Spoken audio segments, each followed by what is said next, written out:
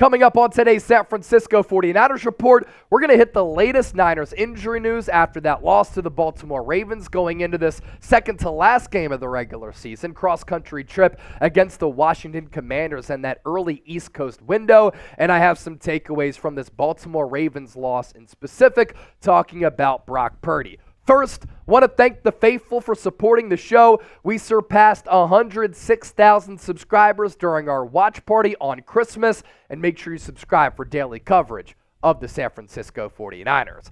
Let's start off on the Brock Purdy front. Suffered a stinger for the second consecutive week on that throwing shoulder. It's not ideal because he's a smaller player, doesn't have a bazooka for an arm, and now the rigors of the 2023 season and the physicality of it wearing on Brock Purdy a little bit. Was taken out in the fourth quarter and did not return. Sam Darnold did come in, and I thought that Sam Darnold actually played really well against that Ravens defense. 8 of 14, 81 yards, threw a touchdown to Ronnie Bell on that in-breaking route in the end zone. Did throw an interception, but it came on 4th and goal from way out of town. Here's what Brock Purdy had to say about that stinger. The way I got tackled on that play, it lit up again, just like last week. Overtime, it went away. At first, it was on fire. Overtime, like last week, it did come back. And I do want to have a conversation about Brock Purdy. Brock Purdy played a horrible game against Baltimore. But keep in mind, this is a very young player here who hasn't had the opportunity because of his youth to go up against a variety of defenses, especially one like the Ravens, which can mix up its looks from zone to man, and they have an excellent defensive line that's number 1 in the NFL in sacks.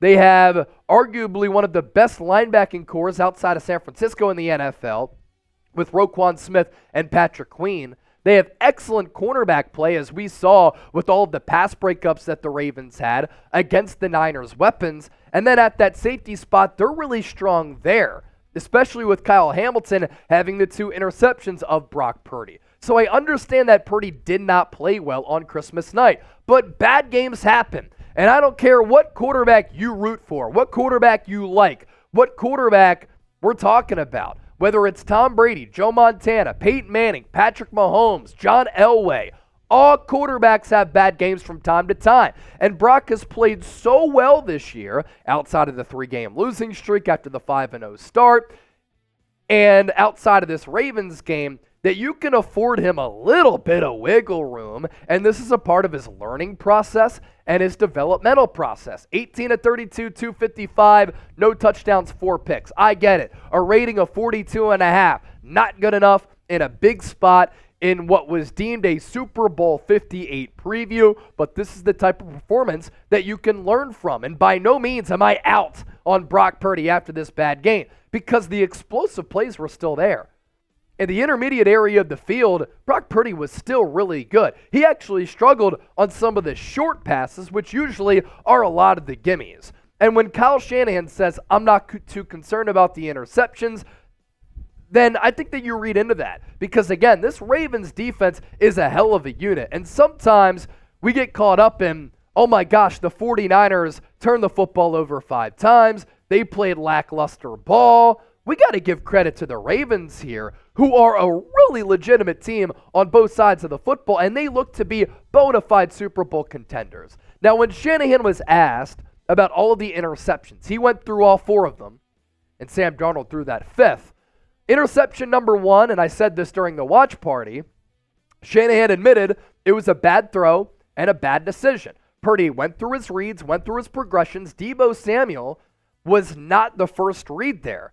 So Purdy threw that ball a little bit late, and there was a sliver of opportunity for him to fit that ball into Deebo, but then he kind of threw it too far inside, and Kyle Hamilton, I thought, baited Brock Purdy a little bit. So that right there was a bad pick by Purdy. Interception number 2, it was a really good play by Stevens, who came in on the corner blitz, and Kyle Shanahan even said, hell of a play by the corner against the screen, and it was that fake handoff where Purdy pivoted his feet and threw that ball right away. Now, some of you might say Purdy threw it without really looking at the defense. That is a play that's a quick hitter, a quick developing play where you're not supposed to really read the defense. A corner is not supposed to come in or at least you expect to have that corner blocked up. Brock Purdy threw it. It's tipped up into the air, which was a great coaching point by this Ravens defensive staff, because when you tip that ball up, it's in the danger zone and somebody can come down with it. Kyle Shanahan on interception number 3 for Brock Purdy. That was the 50-50 ball to George Kittle. And I actually thought that Kittle, who had a great night otherwise, tried to catch that ball with his body instead of trying to get his hands out there to catch the football. So he didn't do Purdy any favors, and Shanahan said 50-50 ball to George. Number 14 did a hell of a job to get his hand in there. And then interception number 4, and by the way, interception number 3 was on that deflection as well. Interception number 4, it was the right read for Purdy to kind of throw that ball right here, but his arm got hit. Should he have sensed that the defender was on his front side and try to step up in the pocket or not throw that football? Yeah, but the Niners offensive line sucked against the Ravens. And they gave up more than 20 pressures in that game, and Colton McKivitz on that right side was getting beat time and time again. And then when he had to play left tackle after the Trent Williams and Jalen Moore injury, Jadeveon Clowney was eating his lunch. So on that interception number 4, Shanahan said right read, but he was getting hit as he threw. And that's the truth. Sometimes the ball doesn't bounce your way. Sometimes you get a little bit unlucky. I kind of chalk these up as unlucky picks for Purdy. And keep in mind, too, that the Niners entered that game with 13 turnovers on the year, the fewest in the NFL. It's hard to maintain that. It's not going to be smooth sailing every single week. And with the Niners being able to blow teams out, score more than 30 points, and with the offense just coming and clicking with such ease, people expect every single week for Brock Purdy to light the defense up. This league is too good. There's too much talent. Coaches are too good. Players are too good for it to just be a knife through warm butter every single week for this Niners offense. But that's the standard for the San Francisco team, because that's how legit they can be when things are going right. The concern that I do have is that the Ravens may have put out a blueprint for how to limit this Niners offense. They played a lot of zone defense. So a lot of the pre-snap motion that Kyle Shanahan likes to incorporate in his offense, it doesn't really matter going up against the zone defense, because the defenders are going to be where they are, and they're not really caught off guard or confused as if they would be when they're playing man defense. So maybe the book is out for at least how to give this Niners offense a difficult time.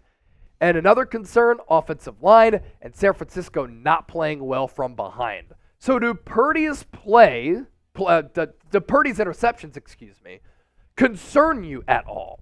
I want you to chime in and share your opinions down below in the comment section. Just give me a Y for yes or an N for no. Something else that I was thinking about with Brock Purdy too, by the way, and I kind of was thinking about this morning, and I tweeted it out on X at Chase_Senior if you want to give me a follow. I don't understand why so many people hate on Brock Purdy.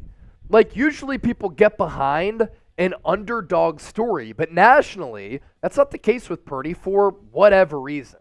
But you think about his path here. He made Iowa State, of all schools, a nationally relevant program in a powerhouse conference in the Big 12. He was passed up multiple times by every single team in the NFL draft and was Mr. Irrelevant, the final pick of the draft. He made the 49ers 53-man roster with how he performed in training camp as well as the preseason as a third-string rookie.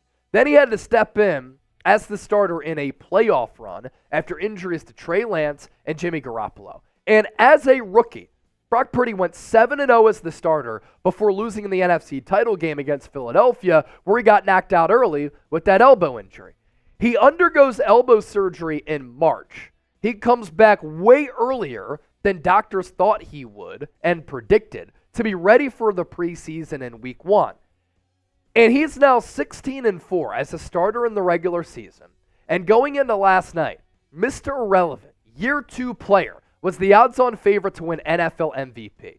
His teammates rave about his character. They rave about his leadership. He's humble, treats people with respect, carries himself professionally at the podium.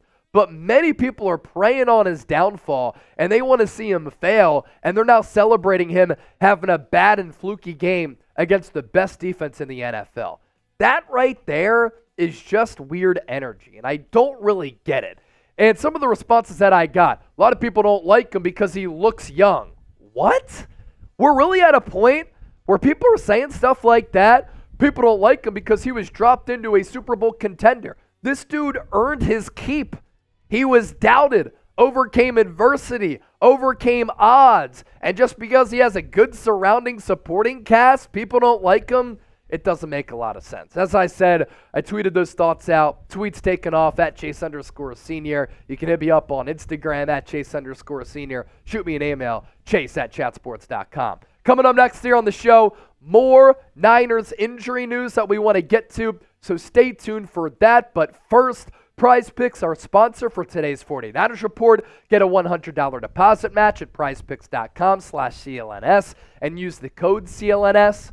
Largest and best independently run daily fantasy sports app in North America. Daily fantasy sports made easy. You pick 2 or more players and you choose more or less on their projected stat lines. This makes game days a lot of fun. And this year, producer Chip and I, we provided you with so many winners week in and week out, just like I did on Monday night. I put $5 down. I won $50. Brandon Ayuk, more than 4.5 catches. Cha-ching! Chase Young, more than 0.25 sacks. Got him. Christian McCaffrey, more than a half rushing and receiving touchdown. Yes, sir. And Lamar Jackson, more than 199.5 passing yards. Yup. Easy and exciting daily fantasy. PrizePicks.com/CLNS. That's a look and a peek into how that game is played. Sign up today and get that $100 deposit match.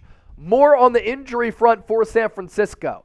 Aaron Banks, this is problematic, suffered a toe injury, same foot that kept Banks out for 2 games earlier this year. And Banks confirmed that after the game that he re-aggravated that injury. So San Francisco was down Trent Williams, then Jalen Moore, his backup, got hurt, and then Aaron Banks got hurt. So the Niners were having to reshuffle all of the chairs on the deck against the best defense in the NFL. That's not ideal, especially when you're turning the pill over 5 times. The offensive line, more on that. They're really banged up here going into this game against Washington and then the Rams to round out the regular season. Jalen Moore has a concussion.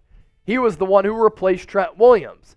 The good news here with Trent Williams, it's a groin injury. He did want to return, but the medical staff held him out. What we're going to keep an eye out for is the MRI that Trent Williams has to get, and that'll determine if there's any type of damage in that groin injury. Colton McKivitz had to play left tackle, and then Spencer Burford had to play right tackle. That ain't good, ladies and gentlemen. Nor is this. The Niners' offensive line really struggled in a game where they couldn't afford to do that. And the biggest weakness for this team going into this year continues to hinder this team. And I know that the Niners' offensive line has played a little bit better in recent weeks. This is just not going to cut it when you get into the playoffs. And this is something that can hold you back from your goals. The Niners gave up 22 total pressures. That is the most since week 1 against the Steelers, when San Francisco gave up 15 when TJ Watt was just owning Colton McKivitz. 15 pressures in week 1, that's understandable because you're working out things after the preseason and after training camp. To have 22 pressures given up in week 16 can't happen. And Baltimore's defensive line able to cause destruction. 4 total sacks. The Ravens added on top of being the number 1 sack team in the NFL. And you look at some of the pressure numbers here. Colton McKivitz gave up 9, surrendered 2 sacks. Spencer Burford allowed 4, 1 sack. John Feliciano, Aaron Banks surrendered 3. Jake Brendel, Trent Williams only with 1. You look at those numbers and you come away from it saying, that ain't good. Because in the NFL playoffs, you're going to be going up against a team potentially like the Rams and Aaron Darnold, like the Cowboys, really good defensive line. Philadelphia Eagles, they can get after the quarterback, although this year, after leading the NFL in sacks last year, haven't quite been the same unit. And then if you get to the Super Bowl, you might have to play this Ravens team once again, and the playbook is out here for how to beat this Niners team. Offensive line, gotta be better, man. Gotta be better, because if you can't run block and you can't pass protect, that's an early oust in the NFL playoffs. Yes, the 49ers did lose against the Ravens, and yes, the offensive line was a hot pile of garbage. The Niners are still the number 1 seed in the NFC, and here's how they can secure home field advantage at Levi's Stadium in the NFC playoffs. They are 13.5-point favorites against the Commanders. 49ers have to beat Washington. The Cowboys are 6.5-point home favorites against the Lions. San Francisco needs the Cowboys to beat the Lions to eliminate the opportunity for Detroit to get home field advantage. And then the Niners will need some more help, and they're going to need Jonathan Gannon, Kyler Murray, and the Cardinals as 10.5-point underdogs to beat the Eagles. If all three of these things happen, then San Francisco can clinch the number 1 seed with the win and all those other scenarios against the Commanders here on Sunday. And this is pretty telling here. A lot of you want to tell me the Niners are cooked, you're doubting this team, this was a Super Bowl measuring stick and they failed. The odds makers not really changing their opinion on San Francisco. Super Bowl odds on this Tuesday after Christmas. Guess who's still the odds-on favorite to win the Super Bowl at plus 225? San Francisco. Baltimore Ravens at plus 350. Miami Dolphins soaring up to plus 750. And what I disagree with here, I think the Chiefs are a disjointed team, 8-1. I don't like that because they don't have any wide receiver help, and that offense is stunk. So let me ask you, what seed will the Niners get, and will they get that number 1 seed? We want to hear from the faithful as always, because you have a voice and you have a platform on this show. And as always, thanks for supporting the 49ers Report.